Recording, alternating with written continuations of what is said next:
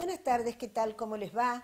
Después de 14 días que no nos veíamos, que no habíamos estado en vivo como ahora, nos volvemos a encontrar. Hoy vamos a hacer un programa un poquitito atípico, ya que antes de nuestra editorial vamos a sacar a nuestro primer entrevistado, que obviamente por razones de su agenda no puede esperar a que yo me ponga a hablar. Así que con nosotros va a estar en nuestro primer bloque vía Zoom el señor Juan José Gómez Centurión. El señor Gómez Centurión es veterano de Guerra de Malvinas, como todos ustedes saben. Fue el año pasado precandidato y candidato a presidente de la Nación, además de pertenecer a las Fuerzas Armadas. Es politólogo y ha estudiado, ciencias políticas en la Universidad Kennedy.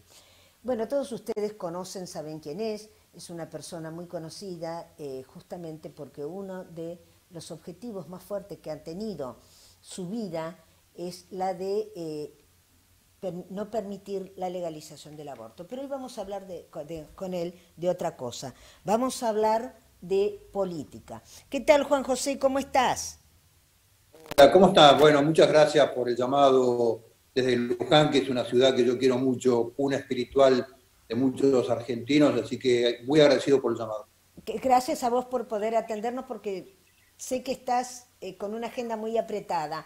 Pero bueno, te agradezco mucho, sí, y me consta de tu cariño, tu amor por nuestra ciudad y por nuestra basílica, bueno, y por todo lo que es esta zona.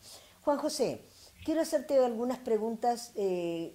Fundamentalmente, quiero empezar con esta cuarentena, que más que cuarentena es una cuarentena eterna, por lo larga que es, la más larga del mundo desde que empezó toda esta historia del virus.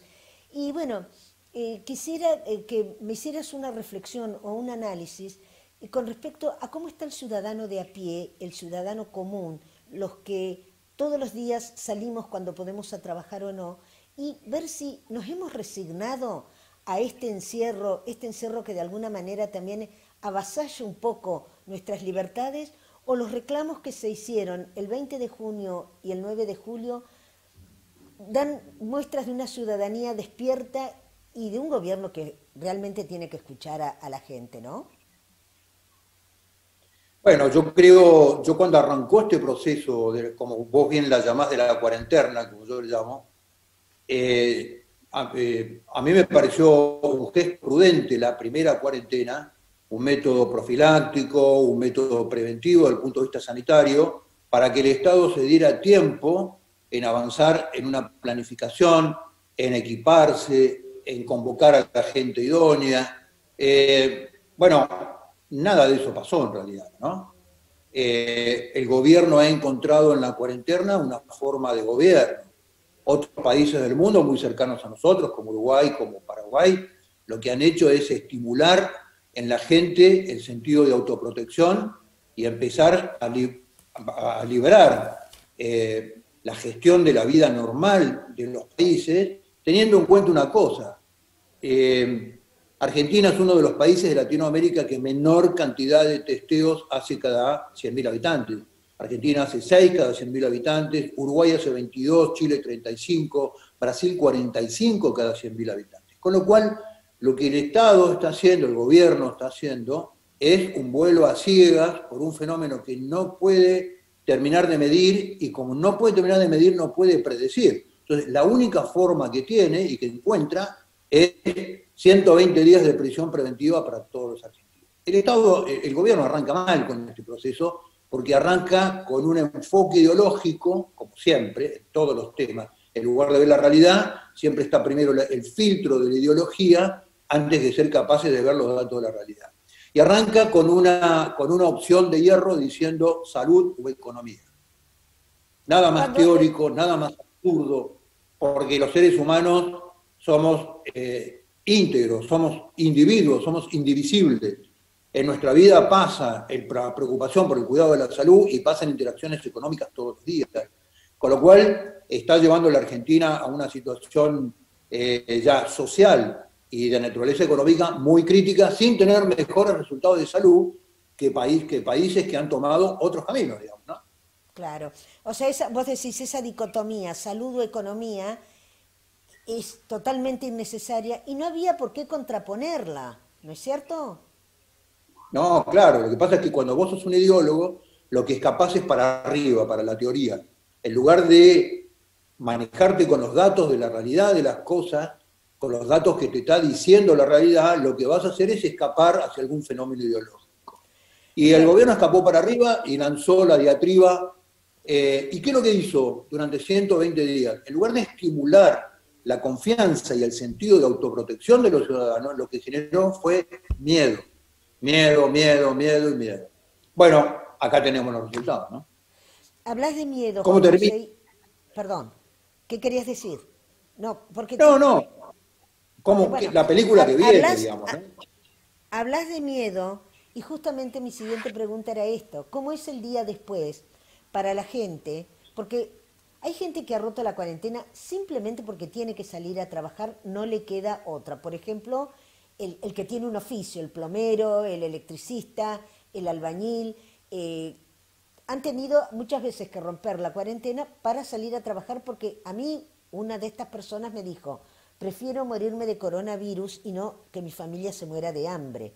Pero bueno, más allá de eso, hay un día después que tenemos la esperanza que no esté muy lejos, y que yo creo que precisamente estos reclamos que ha habido han hecho que tanto el gobernador de la provincia, que era el más duro con respecto a la cuarentena, y el presidente y el jefe de gobierno de Cava, empiezan a ver que, bueno, que hay que flexibilizar y hay que empezar con otra cosa. Pero ¿cómo es el día después? Después de ciento y pico de días, eh, y que la gente ha estado encerrada, que la gente tiene miedo, porque aparte no se sabe exactamente, porque la Organización Mundial de la Salud es más lo que ha confundido que lo que ha aclarado. Hay gente, y se da mucho, yo lo veo mucho en los chiquitos que tienen miedo ahora de salir a la calle porque tienen miedo de contagiarse, tienen miedo de que se muera su papá, si el papá sale a trabajar. La gente de la tercera edad, que es muy vulnerable, también tiene miedo. Y una persona no puede vivir encerrada toda su vida en la casa sin salir a ver un poco de sol, de aire puro y esas cosas. ¿Cómo ves vos que puede estar, primero, la situación social y anímica del país? Y segundo, si estuviera en tus manos, ¿cuál sería la propuesta para arrancar el día después? Bien. Yo creo que, a ver, varios temas tocaste, muy interesantes. La Organización Mundial de la Salud es el primer muerto de esta pandemia, ¿no? Sí, Quedó muerto y quedó demostrado que es un organismo internacional es un que blef. se proclamaba como global, que no fue capaz ni siquiera de predecir el fenómeno cuando los datos de China en el mes de noviembre y diciembre ya eran alarmantes y que evitó, por ejemplo, que los países de Europa cerraran los aeropuertos de los destinos de China. Pero bueno, digo, ¿cómo sigue esto? ¿Qué es lo que yo haría? Lo que viene es muy difícil, es peor que esta cuarentena. Anuncian 14 puntos de caída del PBI para Argentina, el promedio en la región de Latinoamérica va a ser entre 7 y 8 puntos de caída del PBI, en Argentina va a ser 14, emisión monetaria descontrolada, inflación descontrolada y la brecha cambiaria casi al 100%. Entonces, la situación económica y la situación social de la Argentina va a ser tremendamente preocupante, tal vez como no lo hemos conocido en nuestra vida. Mirá que hemos visto cosas, vos sos mucho más joven que yo, pero mirá que yo he visto cosas, ¿no? ¿Qué es lo que yo haría? En una crisis, ¿cuál es el modelo de gestión de una crisis?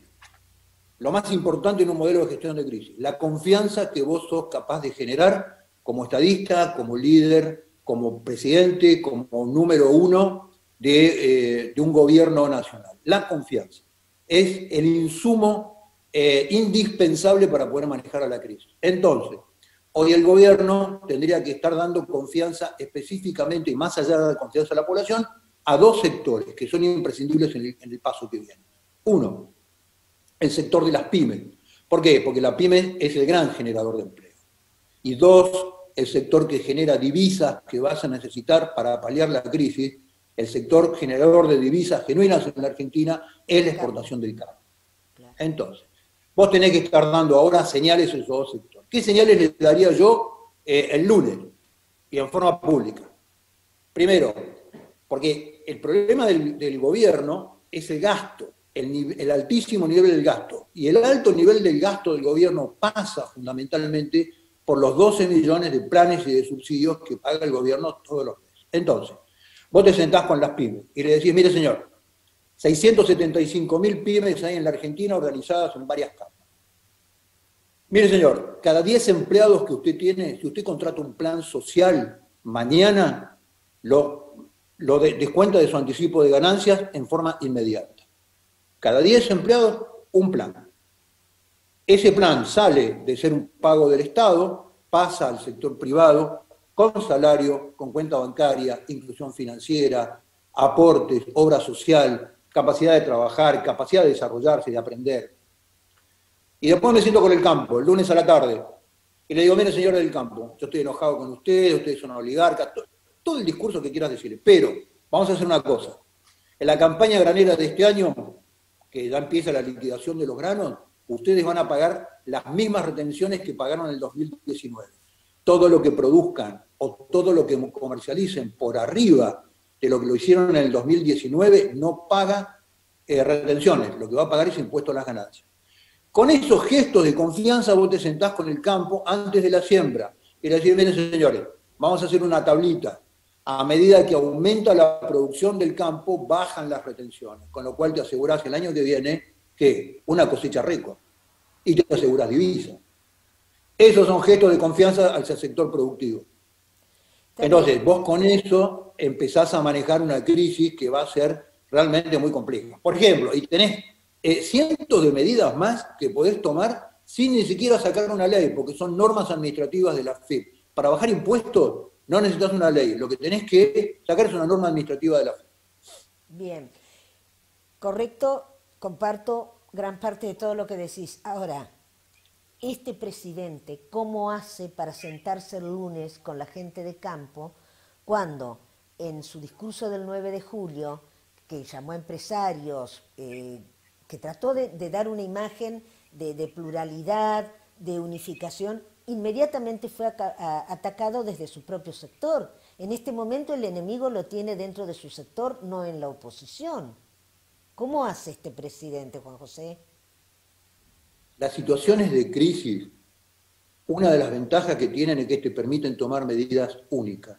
A lo mejor es la enorme oportunidad del presidente para que cambie su entorno y se libere de la piedra de molino que tiene en su entorno. A lo mejor esta es una excelente oportunidad. Perfecto. Ojalá que la aproveche. Muy bien. Juan José, ha habido en esto, tal vez precisamente por estas manifestaciones tan masivas que ha habido a lo largo del país, o tal vez porque lo tenía programado como fuera, una reaparición pública nuevamente de Mauricio Macri. ¿Cómo lo ves vos? ¿Crees que que es un gesto que él hace, aprovecha el momento, o que se ha preparado o se está preparando para volver nuevamente a la vida pública? Y si en caso de que así fuera, él puede llegar a liderar nuevamente Juntos por el Cambio, o también él va a tener unas internas muy fuertes. Te largué muchas preguntas. No, arranquemos. Dale. No, yo creo que Macri apareció después de la última noticia que teníamos de Macri, era de Clarín en el mes de mayo, que quería ser campeón de bridge. Yo creo que la misma confrontación interna de Juntos por el Cambio, la intromisión que se hizo a la mesa chica después de los comunicados a raíz de la muerte del secretario de Cristina, obligan a la aparición de Macri. Pero hay un fenómeno macro acá. El fenómeno macro es que esta polarización ficticia, que es una polarización de formas, de lenguaje, pero la misma estructura de gobierno, más gasto público, cada vez más planes, exactamente lo mismo. La característica política que tiene es que inventa a su adversario. Entonces, cuando Macri era presidente, sacó del freezer el kirchnerismo, que estaba muerto políticamente, procesado con no sé cuántas causas, lo sacó del freezer y le inventó a Cristina como adversaria. Quien fue el autor, o digamos, parte del ejecutor de ese proceso fue Pichetto, y Pichetto terminó siendo candidato a vicepresidente de Macri. Entonces ahora el kirchnerismo, para alimentar una brecha, que es una brecha ficticia, es una brecha generada por la política, es una brecha que socialmente no existe. La brecha en la Argentina son los ladrones y los no ladrones, digamos, ¿no? no hay una brecha social en la Argentina, es política, inventada por la política. Ahora el kirchnerismo va a sacar a Juntos por el Cambio del freezer y va a tratar de relanzarlo el año que viene en las elecciones, pero me parece que el expresidente Macri tuvo una gestión de gobierno que yo no sé si le va a dar para presentarse y volver a liderar el proceso de Juntos por el Cambio. Y además creo que adentro de Juntos por el Cambio también tiene dirigentes que están empujando como para hacer un relevo y empezar a liderar ese espacio, como el Larreta, como el Vidal. Son personas que han tenido muchos votos. Bien. Juan José, el año que viene, ya estamos, faltan 6 meses para que termine este año. El año que viene va a haber renovación de cámaras, de diputados, creo, ¿no? De renovación de legisladores. ¿Cómo ves vos, desde tu espacio político, vas a seguir luchando, me imagino, vas a seguir trabajando? ¿Cómo es tu futuro? ¿Cómo es el futuro de Juan José Gómez Centurión? ¿O cómo es el presente en base al futuro? Sí, adivinar el futuro en la Argentina ya es mucho más que magia, digamos. Pero por eso te cuento, vamos del presente al futuro. Bien. En el presente nosotros ya tenemos 19 partidos, 19 distritos nacionales, 19 provincias presentadas en la justicia con el partido NOS en actividad. Esperamos para el año que viene llegar a 21 para las elecciones y en 21 distritos nacionales, en 21 provincias, ir a disputar los consejos deliberantes, ir a disputar diputados y senadores provinciales y obviamente diputados y senadores nacionales. En el caso de mi distrito, que es la provincia de Buenos Aires, yo voy a estar disputando en ese lugar, voy a estar disputando seguramente la candidatura a una diputación. ¿Tenés previsto, Juan José, algún tipo de alianza con algunos de esos espacios que hay entre, viste que hay mucha gente, muchísima gente, cada vez más que te dice, no quiero ni a Macri ni a los Kirchner, ni Macri ni Kirchner? Hay un espacio en el centro de mucha gente que quisiera tener alguien, seguir un liderazgo, llamarlo como quieras. ¿Crees, estás en tratativas, en charlas con gente de esos espacios? Porque han quedado por ahí grupos políticos con mucho trabajo político, pero muy reducidos. ¿Estás en tratativas, no en tratativas no es la palabra, estás en contactos con ellos planificando? Sí, yo debo tener 10 Zoom por día, más o menos, con distintos tipos de gente. Ahora, quiero ser claro en esto. Nosotros lo que decimos es que a la política argentina le hace falta institucionalidad a través de los partidos. Sí. Porque te arman el frente de los despertados tarde contra el frente de los que se acuestan temprano, y después no sabés quiénes están detrás, los dirigentes van y cruzan de un frente para el otro. Entonces, a la política hay que darle institucionalidad a través de partidos políticos claros que tengan un compromiso y que tengan una identidad de la gente a través de un ideal. Y nosotros estamos en eso. La táctica electoral del año que viene nos va a ir diciendo en cada provincia con qué partidos que están más afines con nuestros valores, con nuestros principios, se pueden hacer alianzas y con quién no, digamos. Pero no, nosotros no lo descartamos para nada. La política es el arte de encontrar un acuerdo sobre los mismos valores, no sobre los intereses. Es no el sobre arte intereses, de lo posible. valores. Estar de acuerdo con los intereses y gestionar desde ahí, digamos. Así que, por supuesto, el año que viene vamos a estar abiertos a generar alianzas, a generar frentes con partidos que tengan nuestro mismo ideario, pero desde un partido que se identifique con la población con un sistema de valores muy claro. Nosotros en eso somos muy claros, ¿no? Bien. Juan José, para ir terminando ya, ir redondeando esta charla, que te agradezco muchísimo, ustedes tienen un proyecto de, no recuerdo exactamente cómo se llama, de adopción para evitar el ILE, ¿no? La interrupción legal del embarazo, o lisa y llanamente para evitar el aborto. ¿Querés contar un poquito cómo es ese proyecto? Que no todo el mundo lo conoce. Claro, con todo gusto. Bueno, después del 2018, que el aborto fue rechazado en el Congreso, la ley de aborto, la mayoría de los argentinos se quedaron contentos y tranquilos diciendo que en la Argentina no hay aborto. Pero en la Argentina hay aborto.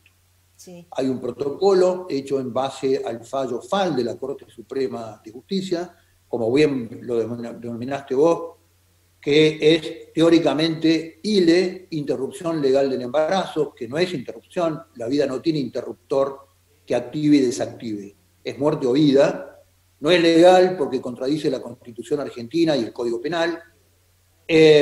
Hoy ese protocolo ILE está generando al año entre 20 y 25.000 abortos de niños argentinos.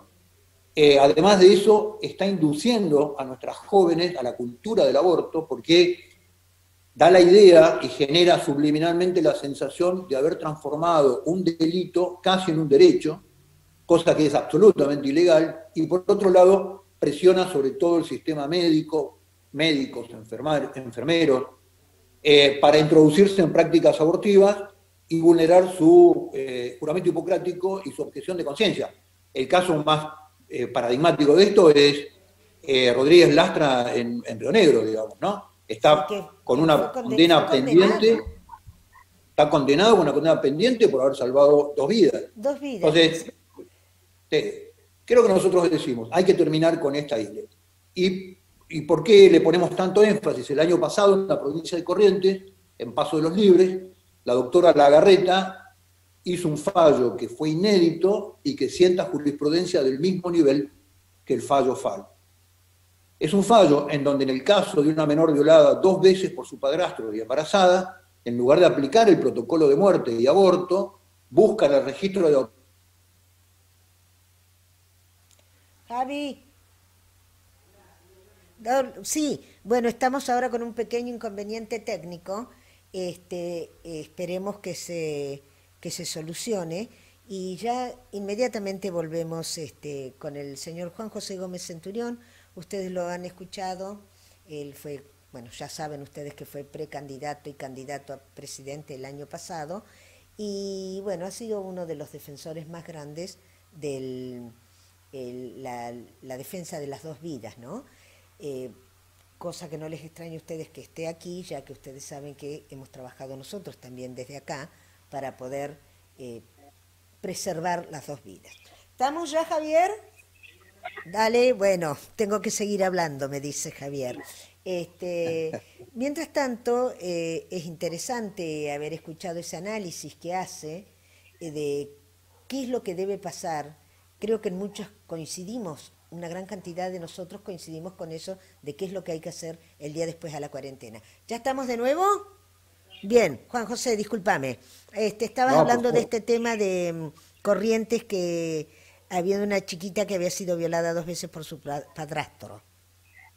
Bien, entonces te contaba que la doctora Lagarreta, en lugar de aplicar el protocolo ILE, busca en el registro de adopción de la provincia de Corrientes un matrimonio que quería adoptar un hijo, se lo presenta a la madre, se ponen de acuerdo, hace una guarda temprana desde el proceso de embarazo con los futuros padres adoptivos, a los 45 días de nacido el niño, refrenda con la madre la intención de dar ese niño en adopción y a los 6 meses adopción completada. Con lo cual, este caso de éxito me parece que tiene 3 puntos que nosotros tendríamos que reflexionar con mucha precisión. Primero, contempla el drama de una menor embarazada con un conflicto tremendo con su embarazo por el origen, que era una violación, el interés de un matrimonio que quería adoptar un bebé y no podía hacerlo, y tercero, considera al bebé sujeto de derecho, tal cual lo estipula la Constitución, y no un objeto de desecho para el tacho de basura.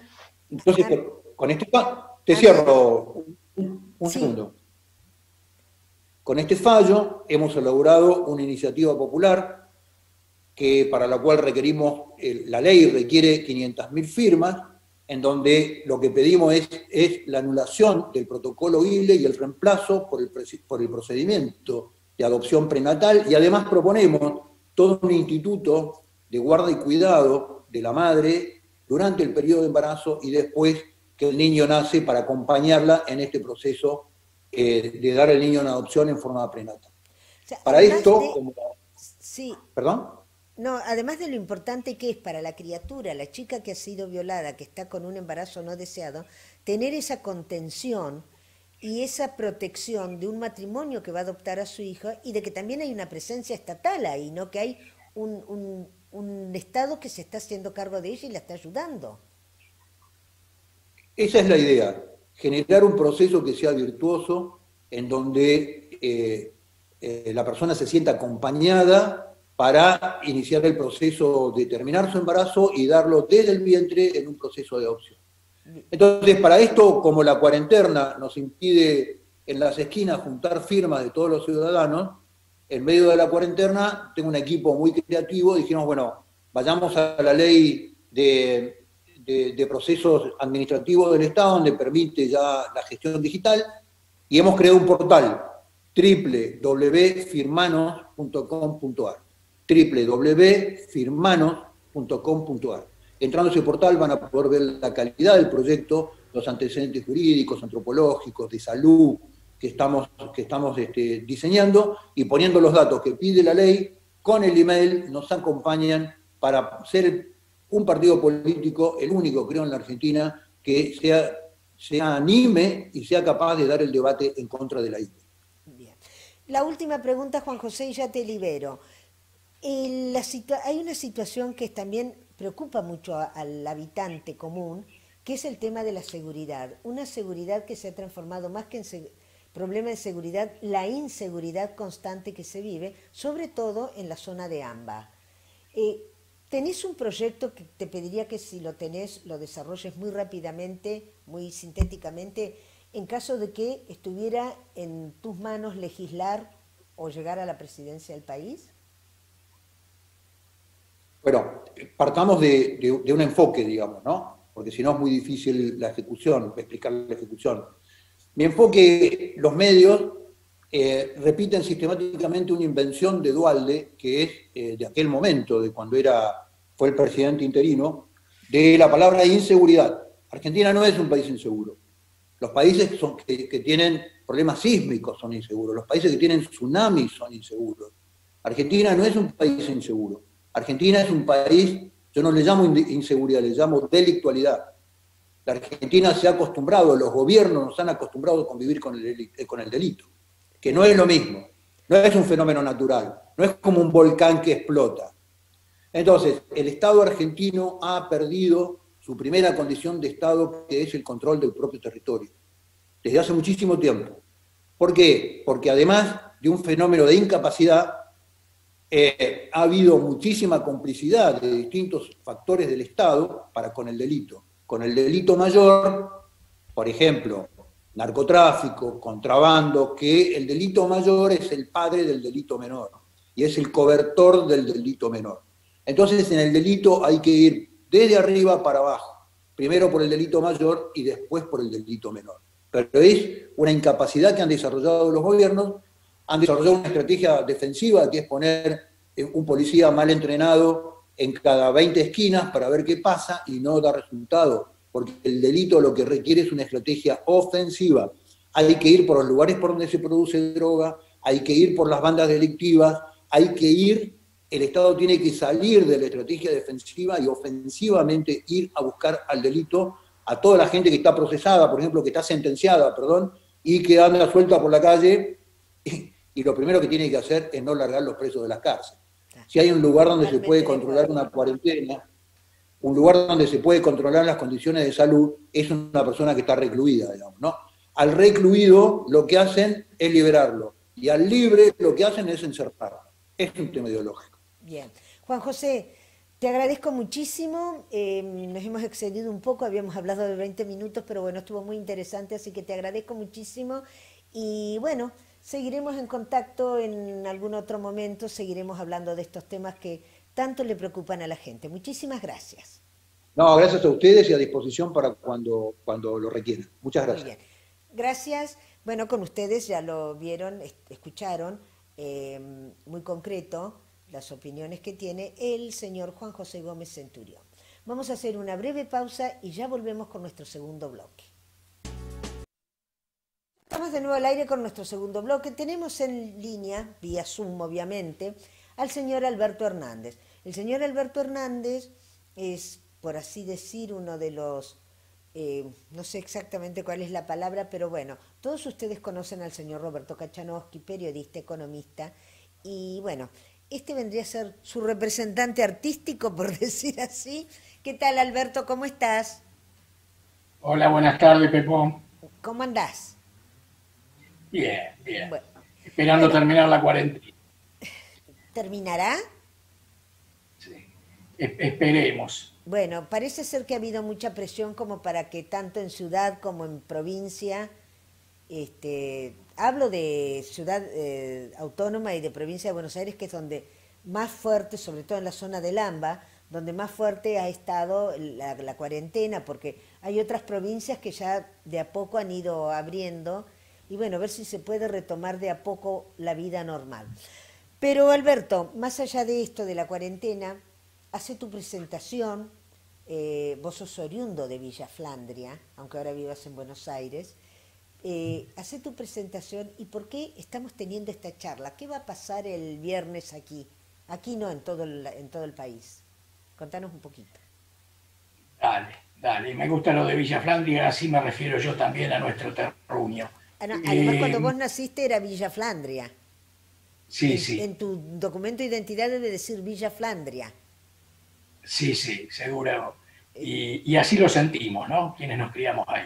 Pero, exa- digo, más allá de ninguna polémica, es lo que es. Eh, Te cuento, Pepo, por ahí te tendría que hacer una pequeña introducción antes para explicar Hágala. Tiene el micrófono para por usted. qué. Muchas gracias. La verdad es que yo formo parte de un grupo de gente desencantados, por decirlo de alguna manera, no enojados, pero sí desencantados, y que sentimos que no tenemos representatividad en ningún lado. Nuestras ideas no tienen voz en ningún lado, en ningún ámbito. Nuestras ideas son las que también explica y difunde Roberto, por eso no es casualidad que estemos trabajando con él. En el último tiempo hay mucha gente como nosotros que siente la necesidad de tener voces, estas voces que hoy no están, y en nuestro caso particular, yo pertenezco a un grupo acá de amigos de hace más de 30 años que venimos de la militancia universitaria con UPAU para los más viejos, o si quieren, fundado por Maslatón en su momento, que hoy es una especie de influencer muy seguido, con lo cual por eso lo menciono, y quien también está trabajando, dicho sea de paso, va a trabajar con nosotros acá en Capital Federal. Lo cierto es que, dada esta ausencia de voces que expresen nuestras ideas, nosotros nos hemos reunido o pensando en un medio para llevarlas adelante, y a diferencia de otras iniciativas que hay dando vueltas, que pasan por formar partidos nuevos o cambiar desde adentro aquello que esperemos que por ahí que tengan éxito de difundir ideas por adentro de otras opciones, nosotros, y en esto ha coincidido Roberto y se ha metido de lleno a trabajar, optamos por una herramienta, por un partido ya establecido, involucrarnos en un partido ya establecido que claramente coincide con todo lo que nosotros predicamos, y es el Partido Demócrata. De manera que estamos en un proceso mejor dicho, a nivel nacional, hay un proceso de relanzamiento del Partido Demócrata en todo el país. Esto realmente es federal. Nosotros acá en Capital o en el AMBA a veces no perdemos perspectiva, pero esto en el interior está muy activo. Y Roberto es la locomotora que nos está ayudando en este proceso de encontrar este mecanismo para llevar nuestras voces a todos los consejos deliberantes, a las legislaturas provinciales y nacionales, que es nuestra aspiración. Bien. Vos hablas del Partido Demócrata. Vamos a recordar que el Partido Demócrata, no sé si se inició, si es inicialmente de Mendoza, pero es muy, muy fuerte en Mendoza y en la zona de Cuyo, ¿no es cierto? Correcto. Tiene una larga y centenaria historia el Partido Demócrata.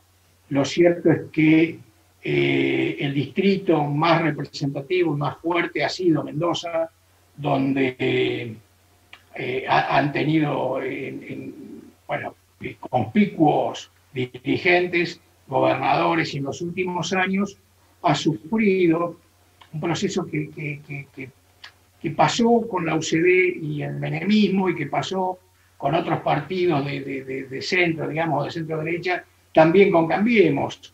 Han sufrido cismas, porque parte de los componentes adhieren en aquel momento la UCD fue diluida por el menemismo, y hoy en Cambiemos, en todos los partidos ha habido esas divisiones. Lo cierto es que a partir en el caso nuestro, Mendoza siempre siguió existiendo, y de hecho tienen la única, si querés, legisladora que podríamos decir que podemos decir que defiende nuestras ideas, es una legisladora del Demócrata de Mendoza, una diputada provincial en Mendoza. En el resto del país hoy no tenemos voces. Pero sí claramente el impulso que te mencionaba desde todo el interior está encabezado por Mendoza. Bien. Alberto, vos estás con una actividad muy grande junto a Roberto Kachanowski, y el viernes va a haber una charla, una videoconferencia, ¿es así? Correcto. Mira, la verdad es que Roberto, él en particular, tiene una muy intensa actividad. Lo habrán visto, él en los medios es muy demandado. Y la verdad es que nosotros teníamos previsto, antes de que empezara esto de la cuarentena, Luján iba a ser el primer lugar donde más formalmente íbamos a empezar con una serie de visitas presenciales, que lamentablemente no fueron posibles porque nos agarró la cuarentena. Y pasó bastante, hemos hecho charlas virtuales, pero pasó bastante hasta que nos diéramos cuenta que, si bien podíamos no ir de manera presencial por el momento, sí, eso no nos impedía poner el foco en un lugar en particular. Lo cierto es que al ser virtual va a poder entrar gente de cualquier lado, y bienvenida, y la idea es difundir. Pero quisimos empezar a hacer una serie de reuniones focalizadas, por lo menos en la convocatoria y en la repercusión. Bien, yo estoy viendo acá el flyer que me mandaste que dice Roberto Kachanowski en Luján, reunión virtual viernes 17 de julio 18:30. Bueno, supongo, y acá está también el Zoom, el ID del Zoom, que no lo veo porque con estos anteojos son para ver de lejos, no de cerca, pero que después lo voy a pasar. Y que quiero que vos también lo pases y que invites a nuestros televidentes a que el viernes, vía Zoom, se sumen a escuchar. Como digo yo, siempre hay que escuchar todas las voces, estemos de acuerdo o no, hay que escuchar todas las voces de quienes creen que pueden decirnos o hacer algo por nuestro país, ¿no es cierto? Sobre todo en este momento tan crítico. Sin dudas, es imprescindible escuchar todas las opiniones, porque sin caer en lugares comunes, de estas se sale entre todos, y son lo suficientemente graves los problemas para dejar especulación, ¿no? Roberto es muy didáctico y muy claro, y como sí vos decías, el viernes 18:30 se va a poder ver vía Zoom y se va a poder ver vía YouTube. Las dos coordenadas están en el flyer, que te agradezco enormemente que difundas, y después va a quedar la grabación en YouTube, de manera que si alguno por ahí está imposibilitado de verlo en vivo, va a poder seguirlo o verlo en cualquier otro momento. Y desde ya esperamos que todos no solo se den la oportunidad de ver y escuchar, sino que además lo compartan en sus ámbitos y en sus grupos. Bien. Si Alberto, ¿querés agregar? Perdón, sí, te escucho. No, perdón. Justamente, mira, te quería agregar algo con énfasis. nosotros lo que queremos, digamos, nuestra aspiración, eh, queremos encontrar o queremos dar con la buena gente que hay en todos los lugares. Todos conocemos y sabemos gente que resta tiempo a su descanso, a su familia o a su esparcimiento. En todas las comunidades los hay.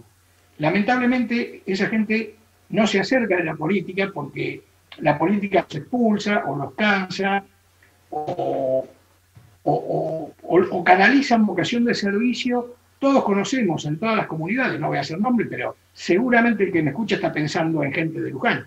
Rotary, PAIS, clubes, el club de rugby, no sé. De manera que, más allá de las ideas que estamos difundiendo a través de Roberto, convocamos a la gente a participar activamente de la vida política de las comunidades. Un país se arreglará cuando sus provincias estén arregladas y las provincias cuando sus municipios estén ordenados. Y eso es lo que apostamos. Bien, no es fácil lo que estás pidiendo porque ya llevamos muchos años de desorden interno. Sobre todo, yo creo que lo más problemático, lo más difícil es precisamente la provincia de Buenos Aires. Tal vez por la densidad demográfica que tiene, por el conurbano, que hay exceso de gente tal vez. Por ahí cuando uno se va más para el interior, la gente es como más, o sea, tenés, no sé si más ordenado, pero por lo menos da un poco de sensación como que hay menos posibilidad de que esté siempre a punto de estallar algo, ¿viste? Bien, señor. Sí, dale. ¿Qué ibas a No, decir? no, que creo que probablemente esto que vos decís, que es muy cierto, tenga que ver con la posibilidad de cercanía que hay. Cuando vos te alejás del AMBA, las cosas no son mucho más cercanas. Yo, claro que es bastante utópico, o nosotros sabemos, porque estos son los desafíos que nos gustan, no buscar un cargo o un puesto desde otros lugares más cómodos. Nos gusta salir a profetizar, ¿cómo es que se dice? A evangelizar, si quieres mirarlo de alguna manera, nuestras ideas, a predicar. Esa era la palabra que no encontramos. Queremos salir a predicar y esa cercanía que te posibilite acercarlos. Bien.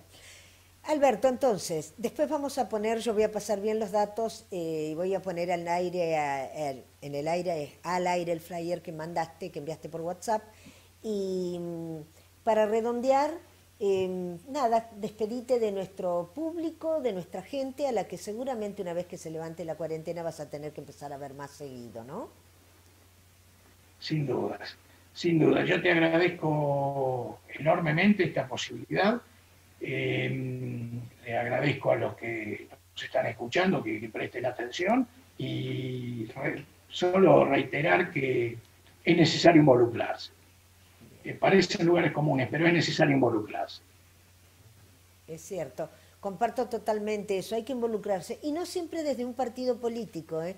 Muchas veces en la sociedad de fomento del barrio en el que vivís, desde algún club, desde alguna institución, alguna entidad apolítica o más que apolítica, partidaria, que se pueda trabajar para el bien común de la gente, ¿no es cierto?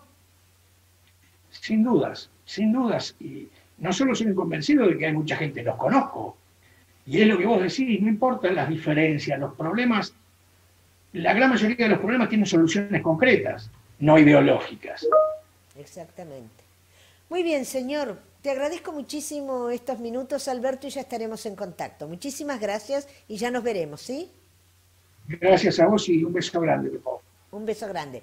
Bueno, el señor Alberto Hernández, ustedes lo escucharon, el viernes a las 18:30 vía Zoom va a haber una charla del señor Roberto Kachanowski, periodista y economista, más que nada economista, que ha sido muy certero en los análisis anteriores o inclusive a los de esta época.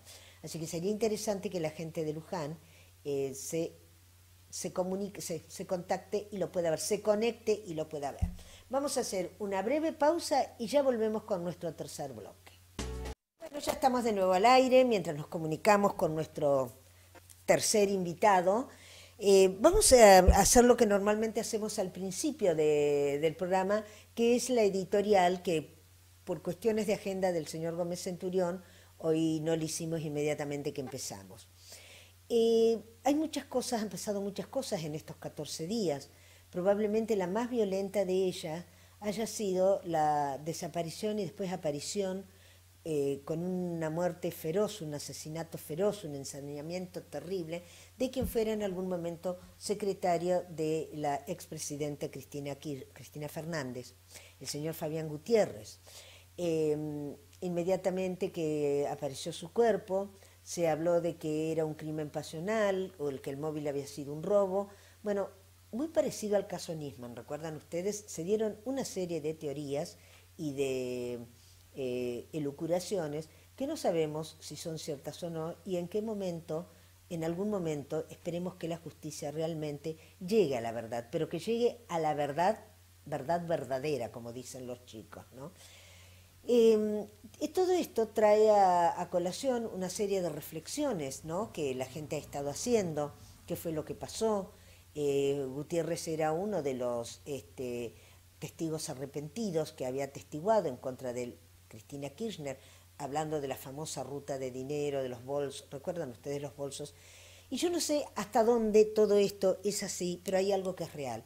Un secretario privado, por más secretario privado y hombre de confianza que sea de un presidente de una nación, no puede amasar la fortuna que ese hombre amasó en los 12 años que estuvo, o no fueron 12, se retiró antes probablemente, pero en los 8 o 10 años que estuvo junto a los Kirchner.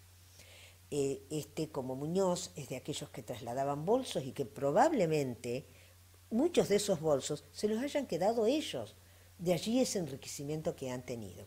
Pero bueno, más allá de eso, todo esto desató una serie de idas y venidas, de enfrentamientos entre lo que es dentro de Juntos por el Cambio, la parte dura del macrismo o del PRO, que pidió que se investigara qué era lo que estaba pasando, la reacción virulenta del gobierno, de que le parecía, del mismo presidente dijo que le parecía miserable que se implicara a la expresidenta en este. Nadie le está implicando. Todo el mundo está pidiendo que se diga la verdad, que se investigue y se diga la verdad. Tal vez ella no tenga, la señora Kirchner no tenga absolutamente nada que ver con todo esto y esto sea realmente un hecho tan desagradable, tan triste, como que atrás de todo eso hubo un móvil de robo, un móvil pasional, habida cuenta que parece ser que una de los que está acusado como culpable tenía una relación íntima con este joven asesinado. Pero lo que a mí me llama la atención, y preferiría no emitir ninguna opinión hasta que no se sepa exactamente qué fue lo que pasó, si pudiéramos contar con una justicia que estuviera totalmente desligada de los poderes políticos del país, sería lo ideal. Más allá de eso, me llama la atención cómo cada cosa que pasa inmediatamente es como una granada que se tira en el campo enemigo, ¿no? Cómo reaccionan inmediatamente los que son ahora oposición, cómo reaccionan los otros, hasta el mismo presidente. El presidente ahora envuelto en una, no discusión, pero en un intercambio epistolar con Ebe de Bonafini, porque a Ebe de Bonafini le pareció que no tuvo la mejor idea que decir, nos vamos a pique, este gobierno se va a pique, o el país se va a pique, no recuerdo exactamente qué fue lo que dijo, porque el presidente tuvo la idea de hacer un acto virtual del 9 de julio, ya que no puede haber concentraciones, con representantes del agro, con representantes de las industrias y con los gobernadores vía Zoom. No estuvo mal lo que hizo, dio hasta una imagen conciliadora, yo creo que un poco más lo hizo, presionado porque sabía que ese 9 de julio a la tarde iba a haber una movilización muy fuerte. Pero más allá de eso, nadie está en condiciones, y mucho menos quienes teóricamente pertenecen a su mismo espacio político, no están ni en condiciones ni con derecho a criticarlo. El presidente tiene la obligación, por ser el presidente del país, de contactarse y estar abierto, como le contestó a Ebe Bonafini, que él en su mesa sentaba a todos los argentinos que quisieran tener diálogo con él. No sé si lo cree o no, pero fue una buena respuesta, Por otro lado, creo que está disparando pólvoras en Chimangos y que él es el presidente, él es el que tiene que tomar las decisiones. La señora Eve de Bonafine, que siga desbarrando y desbarrancándose como habitualmente nos tiene acostumbrada. O sea, yo creo que ya no tiene ni peso lo que dice. Pero en el fondo se siguen desatando cosas, ¿no? Se provoca mucho más, se profundiza mucho más el distanciamiento que hay entre el pro duro que responde a Macri y a Patricia Bullrich y el resto que son quienes pretenden liderar ese espacio, que son Rodríguez Larreta y María Eugenia Vidal. O sea, oposición partida.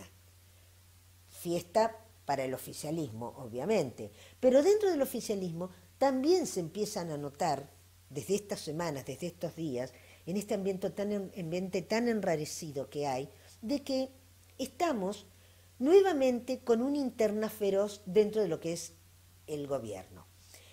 Sin lugar a dudas, lo que es el kirchnerismo puro, los más duros, el núcleo duro que rodea a la expresidenta, no quiere saber nada con las posibles propuestas económicas que la gente que en estos momentos se está reuniendo con Fernández, ya sea de la industria, ya sean sindicalistas o ya sean del campo, las propuestas económicas que le pueden hacer a Fernández. Y a mí a veces se me da por pensar en que ha habido, ustedes saben que a lo largo de la historia argentina ha habido presidentes que cuando asumieron eran presidentes débiles, tal vez por el poco porcentaje de votos que tenían o por lo fuerte que era la oposición. Tal fue el caso del doctor Arturo Illia, de quien en junio se hicieron 54 años de su injusto y funesto derrocamiento. Otro fue Fernando de la Rúa, que el peor enemigo que tenía era él mismo, pero bueno, duró 2 años y ustedes vieron cómo terminó. Y otro fue precisamente Néstor Kirchner, que de no haber tenido en su primer momento el aval y el apoyo de Duhalde, no hubiera llegado. Si bien el que ganó en esas elecciones fue Menem, pero Menem no fue convencido de que debía de no buscar el balotaje, asumió un Kirchner que inmediatamente se fortificó. Y eso sería importante que Alberto Fernández hiciera. Él es el presidente, él tiene que estar hasta el 10 de diciembre del 2023, nos guste o no nos guste, con un Congreso a su favor o con un Congreso en contra. Dicho esto, ya estoy viendo aquí a nuestro tercer invitado, así que vamos a hacer una breve pausa y arrancamos, Javi. Ya estamos de nuevo al aire y como les dije, nuestro tercer y último invitado está vía Zoom, el arquitecto Carlos Saraceno, secretario de Obras y Servicios Públicos de nuestra localidad. ¿Qué tal, Carlos? ¿Cómo estás? ¿Cómo te va, Pepo? ¿Qué decís? Muy buenas tardes. Veo que estás trabajando, que estás en tu despacho. Sí, como todos los días. Ay, mirá que yo no los quiero nada a ustedes, pero tengo que reconocer que trabajan. No, como todos los días. Es un trabajo y hay que cumplir con el mayor tiempo posible para poder obtener la mayor cantidad de logros posible. Esto es trabajo. No hay otra solución. Te encontré el viernes 10 de julio, que era feriado, te encontré trabajando. Cuando fui, ¿te acordás que te encontré ahí en San Martín del Cine, que yo iba a la farmacia que está justo en la esquina? Bueno, y te encontré que estabas trabajando, habías ido a hacer un trámite y volvías a la municipalidad. Y era la 1 de la tarde. Carlitos, ¿cómo estás? Contanos un poquito. Muy bien. Pese a la crisis económica, pese a la cuarentena, mucha actividad en tu sector. Contanos un poquito qué es lo que está pasando. Bueno, la verdad que sí, tenemos bastante actividad. Hemos comenzado con el trabajo del programa Escuelas a las Obras, que ya empezamos a remodelar. Es un programa para remodelación y puesta en valor de 21 escuelas, que son las que tenemos hasta ahora en esta etapa. Probablemente después pueda llegar a venir alguna otra etapa.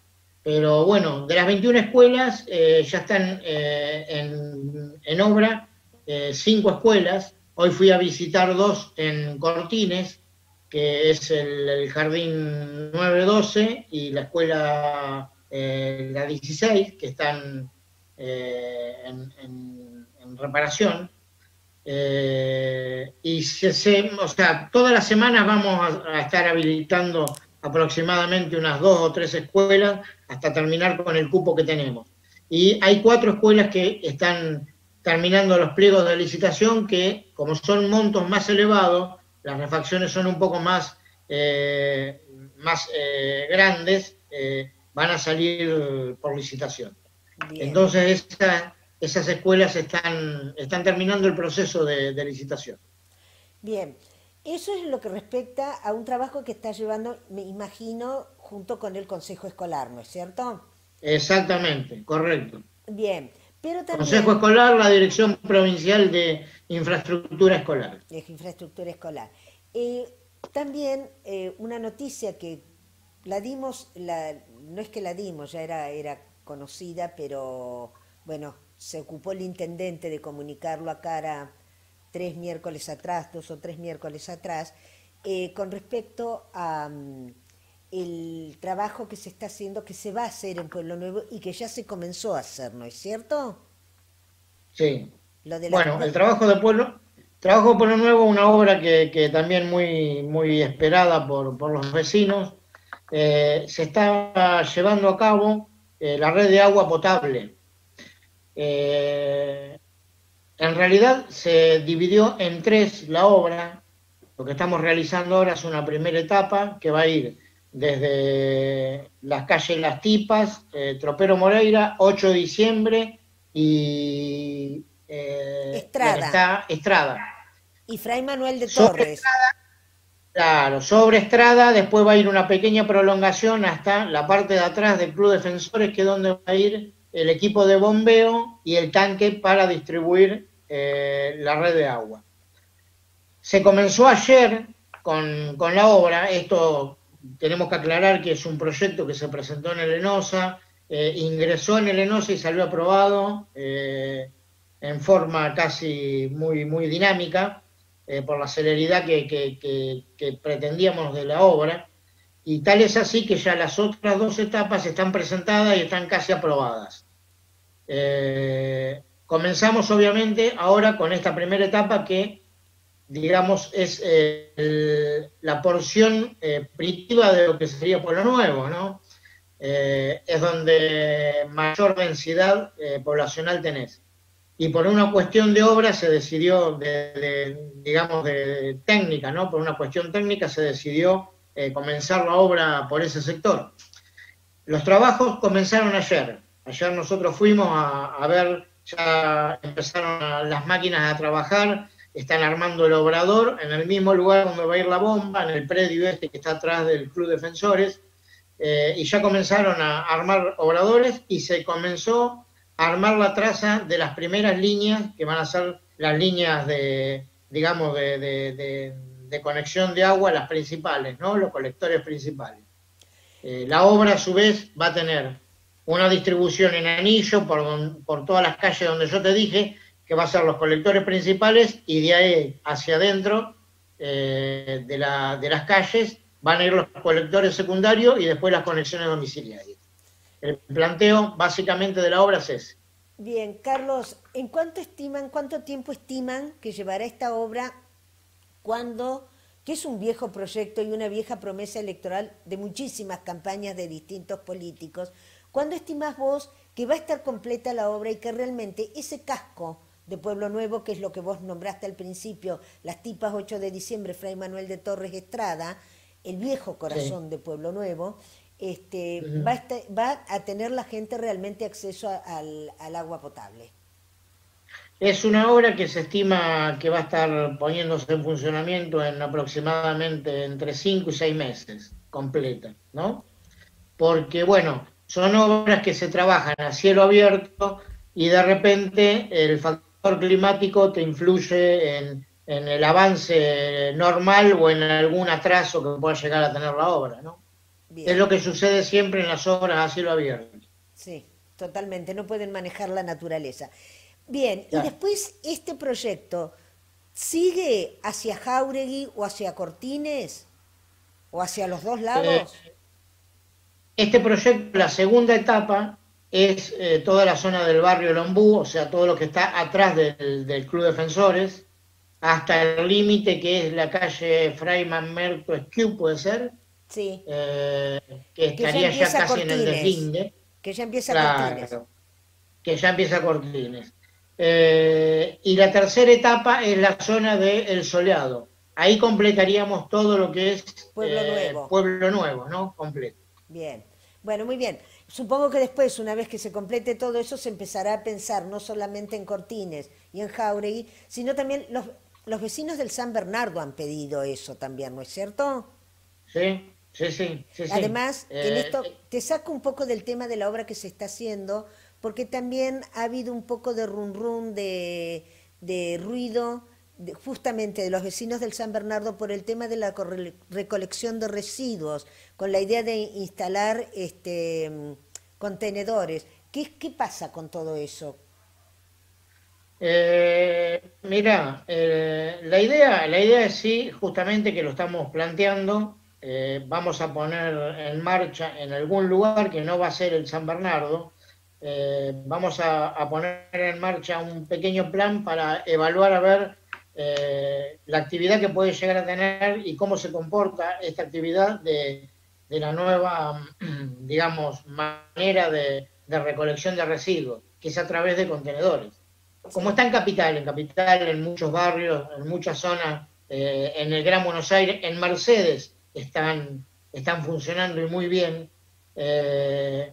Simplemente es para optimizar la recolección de residuos por un lado y por el otro lado es para ordenar el residuo que no quede depositado en las calles, en los árboles colgados o en los tachos de basura, los cestos de basura que están en cada puerta de cada casa, sino que tratar de nuclearlos en un contenedor con tapa, con todas las medidas de seguridad, y que el residuo el vecino lo lleve a lo sumo, al que más lejos le puede quedar es a media cuadra, lo lleva y lo deposita ahí, y después el camión pasa y lo recolecta, ¿no?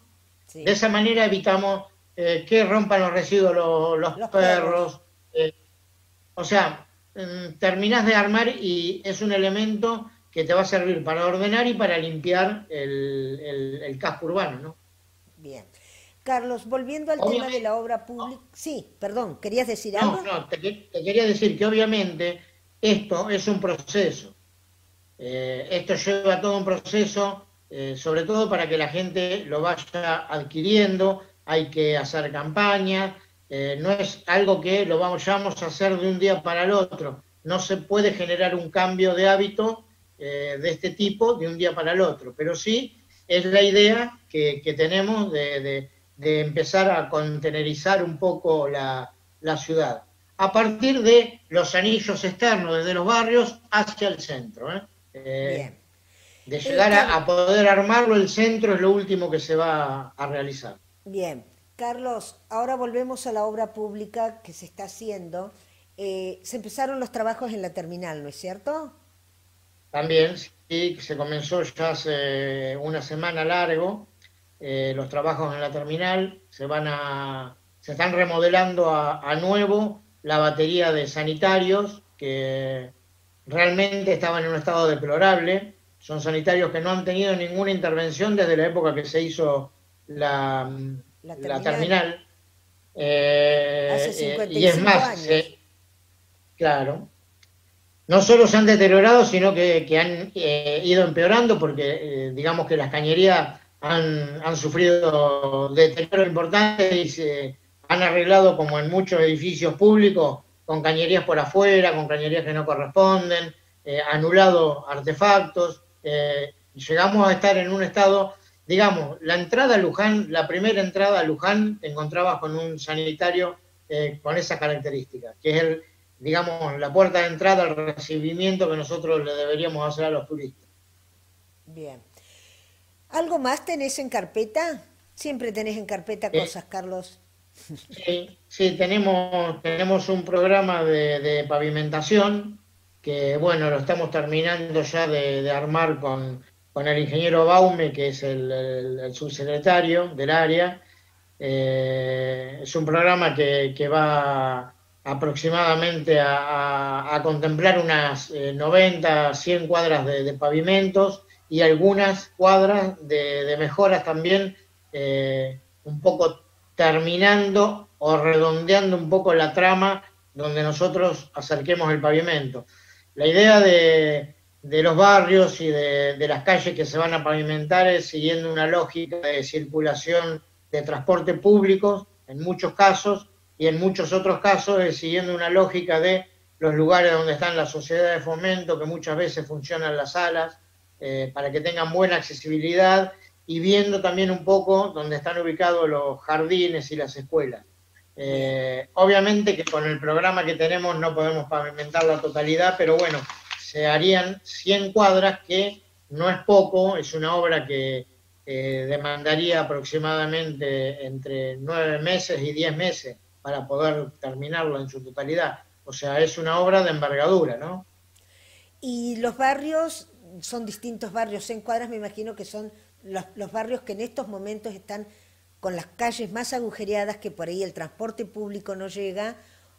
Hablaste de escuelas. ¿Qué barrios son? ¿Podés decir más o menos cuáles tienen previsto o todavía lo tienen en estudio a eso? Mira, todavía nosotros lo tenemos, estamos terminando de cerrar un poquitito la cantidad de barrios y calles, porque obviamente lo estamos terminando de proyectar, ¿no?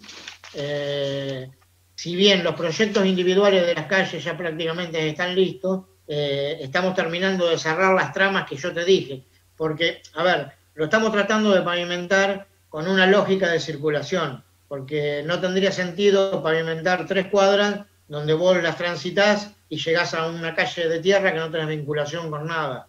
O sea, la idea es ir vinculándolos, haciendo 6, 5 cuadras, 3 cuadras, unir asfaltos existentes con la nueva circulación, para poder ir ampliando la circulación del barrio, ¿no?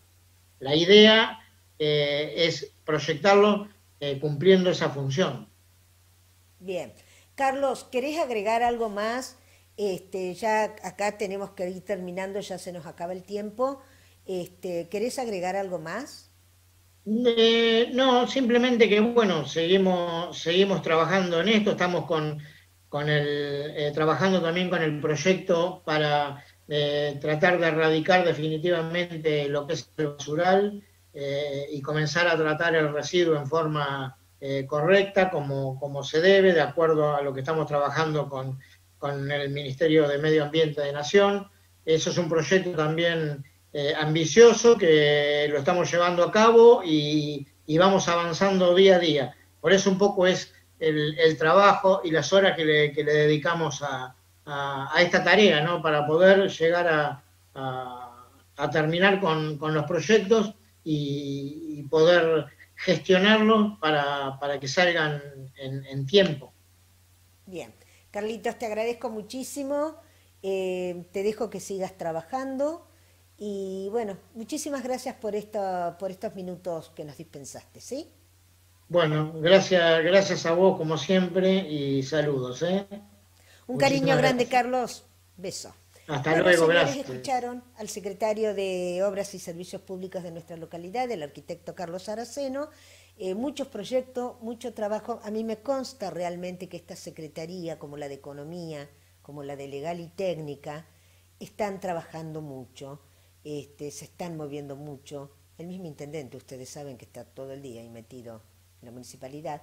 Pero bueno, espero que realmente tenga logros, esto que nos comentaba recién el secretario Saraceno, espero que tengan logros, porque el llevarle agua potable, cloacas, aparte de lo ideal sería que toda la población lo tuviera, mejorarle sus caminos, que todos los caminos estén asfaltados, realmente es mejorar la calidad de vida de la gente. Cuando le mejoramos la calidad de vida de la gente, mejoramos su calidad de salud, su salud y también su educación. Señores, hoy prácticamente no hemos tenido editorial, no hemos podido hacer editorial, ya que estábamos muy apretados con todos los invitados que los videos, las conferencias que sacábamos de afuera, e inclusive el arquitecto Saraceno no estaba libre hasta después de las 4. Pero bueno, para redondear un poco lo que estaba comentando hasta que empezamos con el tercer bloque, esas disidencias que se ven inclusive a nivel nacional o a nivel provincial, inclusive las vemos aquí a nivel local, con un consejo deliberante que hay más bloques, más unibloques que concejales prácticamente. Más empleados tiene el Consejo Deliberante que por ahí otros sectores de la municipalidad que tienen mucha más actividad. Concejales que se separan, unibloques que se arman.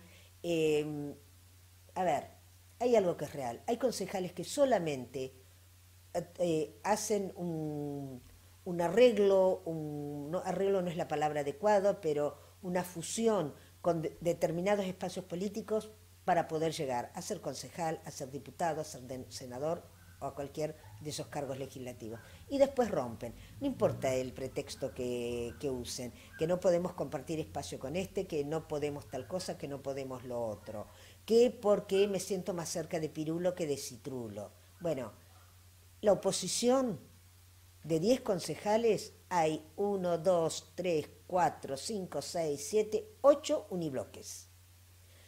3 bloques, 3 unibloques pertenecen al mismo espacio. Mejor dicho, sí, 3 unibloques pertenecen al mismo espacio, a la Unión Vecinal. Y los otros 3 unibloques también pertenecen al mismo espacio, al radicalismo. Entonces, y enfrente pasa lo mismo, en lo que es oficialismo es lo mismo, salvo los renovadores, que son los que están juntos, y lo que entró este año encabezado con Ariel Nota, el otro también son unibloque, unibloque, unibloque. No jodamos más. Yo creo que lo que tenemos que pensar, ellos mejor dicho, lo que tienen que pensar es que la unión de ellos, el trabajo conjunto de ellos en proyectos para nuestra localidad es lo que nos puede ayudar y salir de esta época de crisis. Ya se nos fue el tiempo, el miércoles que viene nos volveremos a encontrar. Vamos a ver cómo seguimos, probablemente empecemos a grabar los programas, bueno, lo tengo que arreglar con Javier, pero el miércoles que viene, seguro, a partir de las 21 horas, vamos a estar de nuevo con ustedes. Buenas tardes y muchas gracias.